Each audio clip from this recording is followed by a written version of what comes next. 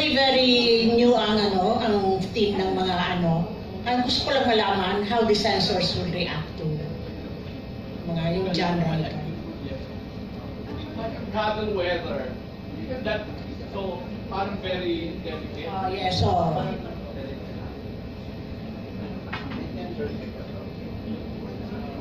Yun nga po, ang pipiliin na lang namin magbawas dun sa visual, pero we really wanna talk about it because the reality is, tayo ang top 1 Pornhub user sa mundo. So Filipinos are into sex and porn and lovemaking.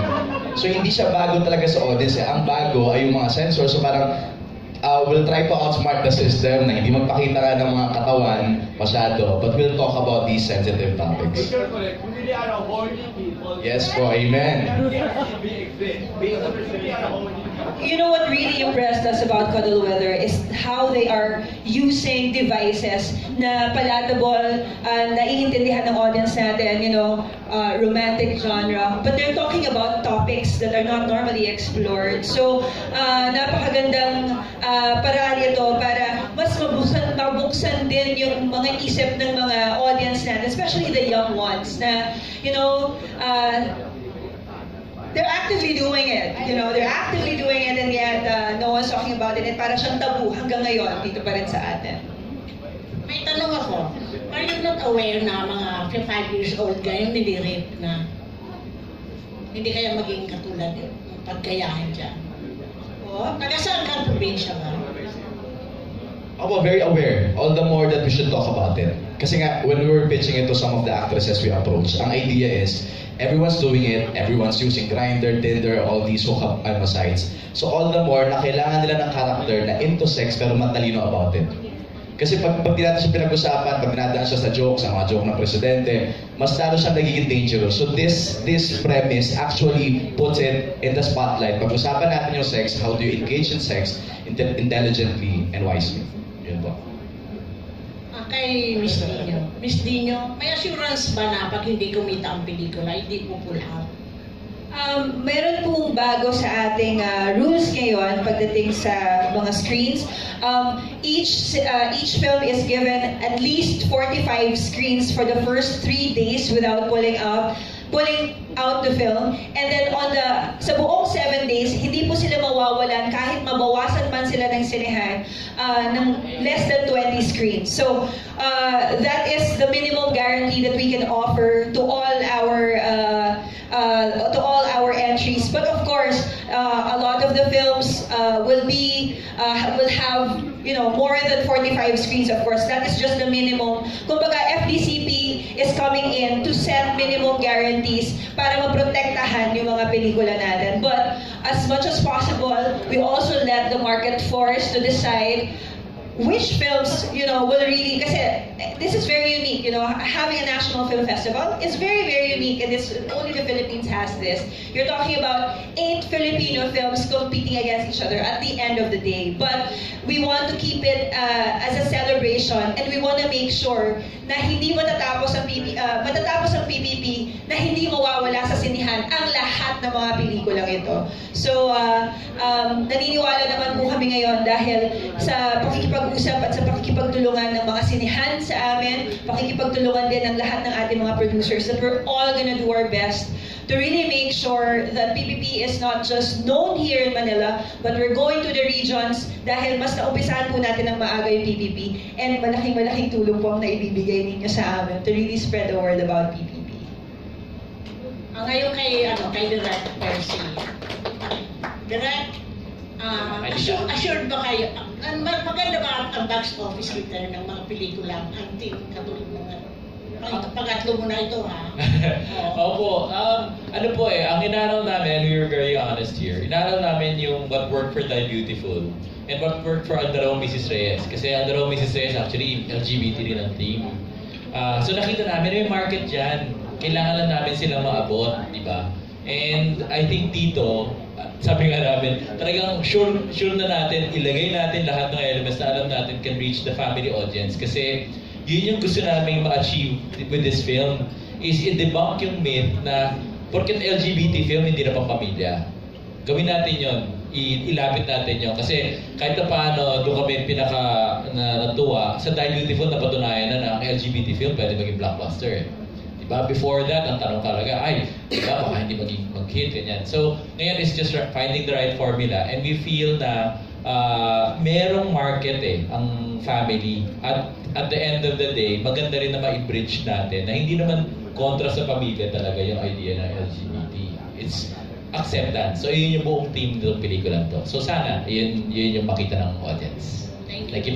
Thank you. Thank you, Manay Ethel. We are down to our last two set of questions. Mula naman dito yan kay Kuya Glenn Sebonga. Why not? Correctness. Sabi kay Direk Percy, Direk, yun nga, nasabi niyo nga natuto kayo from Die Beautiful and Born Beautiful. Kasama rin ba doon yung of course yung sa paggamit ng mga salita na naging alam niyo yung sa Born Beautiful, di ba? Kaya nagkaroon ng R18. Of course, you want to magkaroon ng magandang rating from the MTRCB this time. I think hindi yan a matter of dahil nagpipigil ka just because of natatakot ka or anything. Ang tuloy nga sinabi ni Chair Lisa, I think ito yung common doon sa tatlong pelikula. Alam namin kasi sino yung audience na inaabot namin. So this time around, alam namin na para maabot namin yung family audience, obviously, we need a rating na pwede papasukin ng buong pamilya.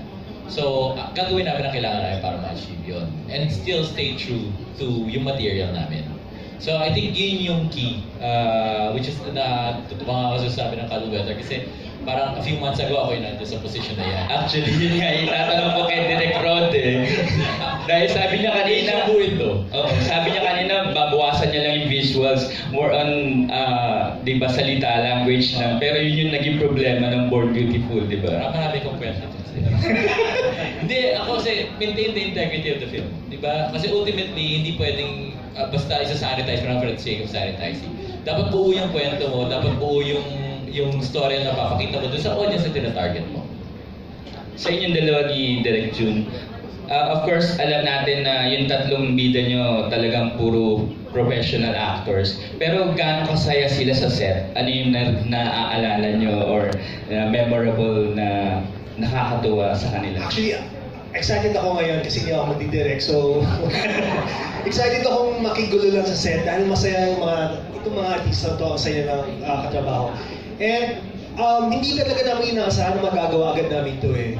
We were planning na pagsamahin agad sila, but it wasn't until na na-pitch namin nung director namin at writer namin na si Ivan Payawal yung concept. And we were so excited about the concept, and I strongly feel that it's going to work. I have a feeling na magiging masaya ang shoot na to, magiging masaya ang proseso na to para sa lahat. Kay Christian sa kay Martin, nakausap niya rin si Paolo. Of course, wala siya rito. Pero nagkatsikahan ba kayo tungkol sa yun, either sa phone or social media? Ako hindi po. Hindi pa? Hindi pa. Ako rin hindi pa. Okay. Oo, madali akong kausap. Okay. Pero ano yung inaasahan nyo kay working with Paolo? Of course, naaalala nyo pa rin kung paano katrabaho siya, di ba? At out, sabi nga ni Ray, naka-out na daw siya ngayon. Si Paolo sobrang saya katrabaho, sobrang gaan katrabaho, mahusay katrabaho dahil ibibigay niya sa iyo yung mga kailangan mo as an actor din. Dun yung mga eksenang tingin niyang para sa iyo, ibigay niya yun sa iyo. So, excited ako to work with Paolo and with Martin kasi meron kaming common friends. Although first time namin mag-usap. Meron kaming mga common friends na ka-work ko ngayon na pagkukwentuhan namin minsan, let's say for example, sino yung mga friends na ganito, lalo na Born Beautiful, hindi may iwasan mapagkwentuhan talaga. So, ang daming good words about Martin na professional katrabaho, mahusay katrabaho, umiyak kaya to. Mahusay katrabaho. So, excited. Ako naman, si Paolo konting scenes lang nakasama ko siya sa Born Beautiful, pero yung mga eksena namin, yung pinanood ko na, yung mga naging paborito ko, especially yung, Out talaga. yung Mama Mary scene na controversial talaga na Mama Mary scene. Nag-look forward ako ulit sa mga ganong kagulo, mga riot na eksena with Paolo. And of course, si Christian, doon kanina sinabi ko, very excited na panood ko yung Die Beautiful. At alam ko yung galing na pwedeng ipakita ni Christian din. So, magiging masaya talaga to. Ayan, kay Elijah. Elijah, congratulations kasi ang dami mong pelikula. Nagkakasunod-sunod na. Of course, na kay Direk Jade ka ngayon, pero meron ka rin kay Direk June, Son of God, na umabot pa ng Hong Kong, di ba? Yun. How do you feel na ikaw yung sinasabi ni Direk June na parang next young actor to watch out? Thank you. Sobrang feeling blessed lang po talaga kasi mga magagaling na director po itong mga to, sina Direk J, Direk June, Direk Dwayne, Direk Ivan, tapos may tiwala po sila sa akin, tapos naniniwala po sila sa talent na kaya ko pong bigay. Pero I try to work hard po always to prove their trust, right? How is it working naman with Direk J? Sobrang saya po kasi yung role ko po dito medyo like young rapper na ewan medyo malayo po dun sa role ko kay Direk June. Tapos sobrang fun lang po kasi yung mga kasama ko pong mga artista magagaling din po tapos masaya kasama sa set. Tapos yun nga po, medyo dream ko rin po maging rapper. Kaya po, enjoy ko po yung role na binigay ni Direk J. Ayun. Sa tatlong directors natin, gaano ka-special at saka fulfilling sa inyo as Filipino filmmakers na yung mga pelikula nyo kasama sa PPP in line sa celebration ng 100 years of Philippine cinema?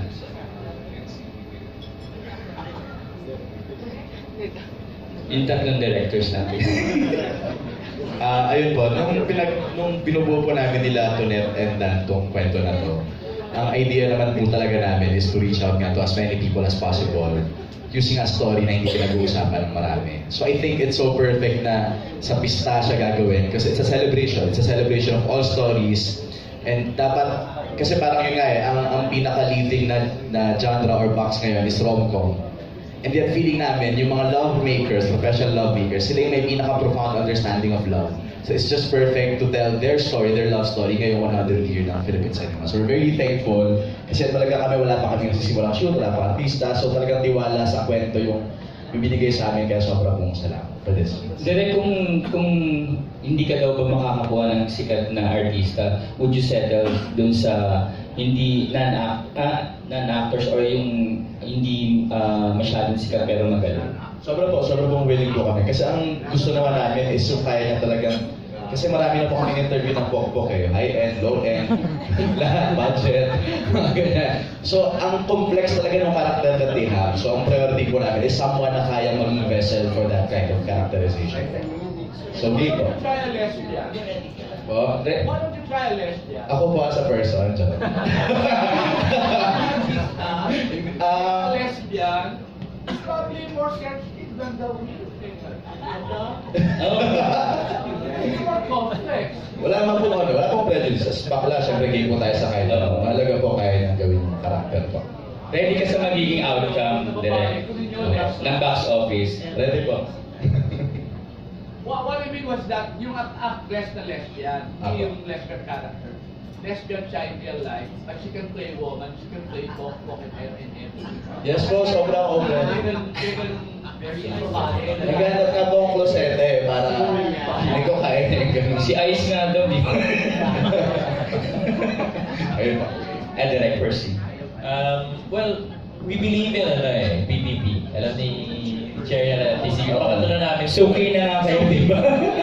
Hindi, kasi niniwala kami na it's a wonderful initiative kasi kailangan talaga ng industriya natin ng more platforms like this. Especially, isang linggo na wala kang foreign na katapat, di ba? Bakit kung hindi lalabas lahat ng kaya mong ilabas para pakita yung pinakamagandang pelikula kaya mong pakita in a platform like this. So, natutuwa kami na nabigyan kami ng chance to show this story kasi we feel na we need a platform like PPP para talagang mapakita at ma-bridge nga yun, yung LGBT at yung family.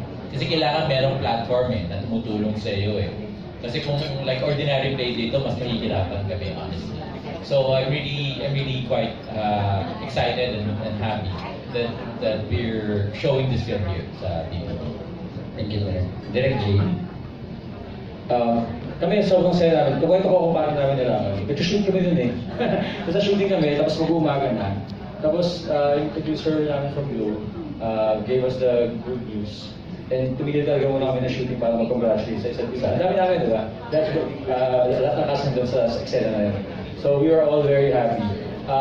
So, we're very excited. In fact, baka ang gilat ng marami, we've been developing the movie for quite some time. Last year, gusto na namin siyang isali sa akin sa TV. But then, pa kami ready nun. Kasi malayo pa yung takbo ng pelikula na shoot.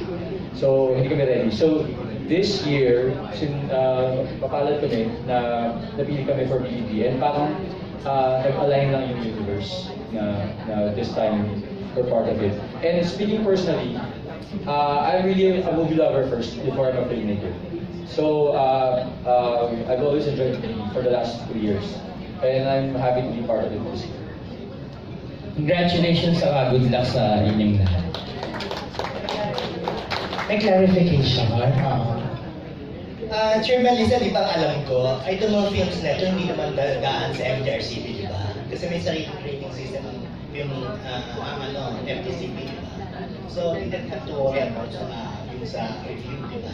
I think we need to also trust in the system. MTRCB is there for a reason, and we really actually, we respect their mandate. At naniniwala ako na ang mga miyembro ng MTRCB ay naniniwala din sa layunin ng FDCP at sa layunin ng PBB na tumalakay ng mga kwento at hindi siya bigyan ng masamang, ng mali siya or kahit ano. I really believe that these films is for the audience that PBB is catering to, and that is the millennial audience, that is the young, the students, 15 to 35 na naghihintay at naghahanap ng mga bagong kwento, naghahanap ng mga unique way of telling stories, and lagi natin nababasa sa social media ngayon para, especially when the whole discussion about the state of Philippine cinema is being discussed, they're saying that, we need something new, we're doing that.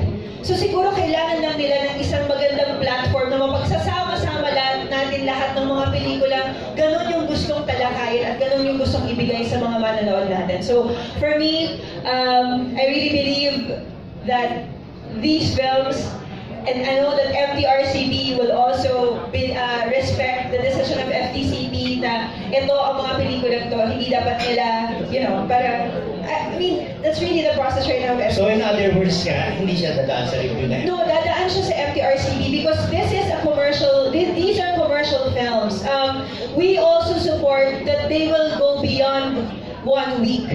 Dahil as a commercial film, this is an industry event. Hindi lang siya basta-bastang festival. Very unique yung PBB. So, ang FDCP ratings ay only for festivals na mayroong definite time. So, when you say, September 12 to 19, pag lagpas ng 19, pag 20, hindi na pwede yung FDCP rating. So, halos lahat, lahat ng PBB films since the beginning has gone through the MTRCB process. And we believe that MTRCB is an ally and respects and really supports the initiative and the vision of FDCP to give our audience this beautiful film. So during the entire run, siyempre, hindi siya dadaan. After